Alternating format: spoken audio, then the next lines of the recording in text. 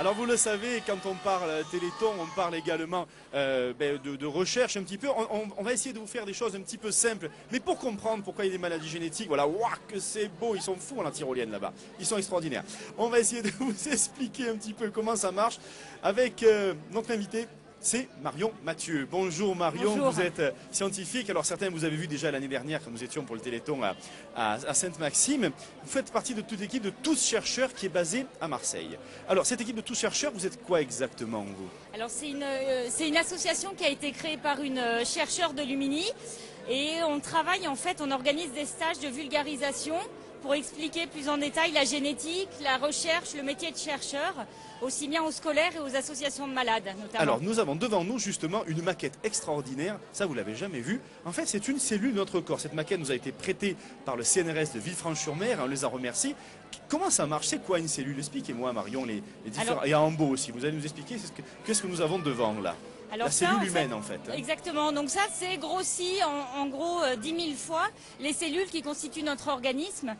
Donc on a plein de cellules, les cellules dans le muscle, dans le sang qui servent à transporter l'oxygène. Elles ont des formes différentes, mais en gros, si on la coupe comme ça, il y a des compartiments qui servent à fabriquer l'énergie. Donc c'est les mitochondries qui sont représentées ici. En vert, voilà, les grosses Voilà. taches vertes, c'est les mitochondries, c'est le fournisseur d'énergie de la Et cellule. puis là, un compartiment dont on va parler beaucoup aujourd'hui, qui est le noyau dans lequel il y a l'ADN, ce plan de construction de notre organisme. D'accord. Alors l'ADN justement, c'est l'acide désoxyribonucléique. Oui. Et c'est là d'où viennent la plupart des maladies génétiques. Ça part de là, on peut dire. Voilà, exactement. L'ADN, c'est un plan de construction, comme un plan de construction d'une maison ou une recette. Et si vous modifiez ce plan de construction, ben, vous pouvez avoir des conséquences sur l'organisme.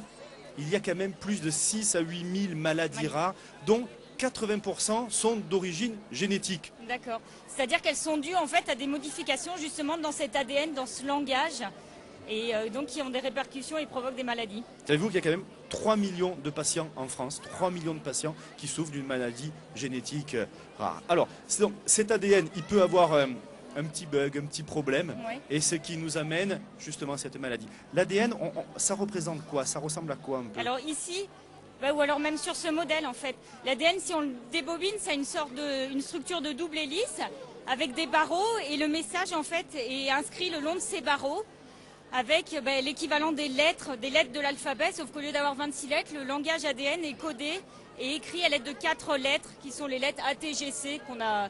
Donc en fait, une maladie génétique, c'est on va remplacer un barreau par un autre, on va changer une lettre par une autre. Alors, pour en savoir plus, évidemment, on retrouvera Marion. Ambo a l'air passionné parce qu'il ne savait pas tout ça, je suis sûr, sur les cellules. Je n'étais pas du tout au courant de tout ça et finalement, c'est pas si compliqué à comprendre finalement. Voilà. On se retrouve dans quelques minutes. Marion, alors vous savez que nous n'avons que quelques heures pour aider la recherche et prendre le fameux virage des traitements. Poursuivons notre combat. Et nous allons maintenant retrouver notre Marion Mathieu, je dis notre Marion, notre scientifique, évidemment, on en a une, elle est formidable. Alors Marion, venez avec nous, venez ici, là, venez à côté.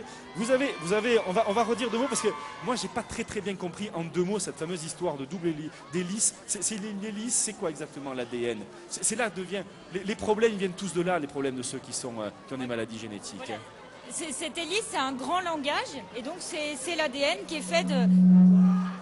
Dans chacune de nos cellules, il y a 3 milliards de lettres. Et notre ADN, c'est composé de cette succession de 3 milliards de lettres qui servent notamment à fabriquer nos cheveux, à donner nos couleurs des yeux, à faire notre muscle. Et en fonction de l'endroit, s'il y a une mutation, un changement dans ces lettres ou pas, et en fonction de l'endroit où intervient le changement, il peut y avoir des répercussions plus ou moins graves. Et donc, un simple petit changement, mais de très simple, implique quelque chose de gigantesque dans la vie de tous les jours après.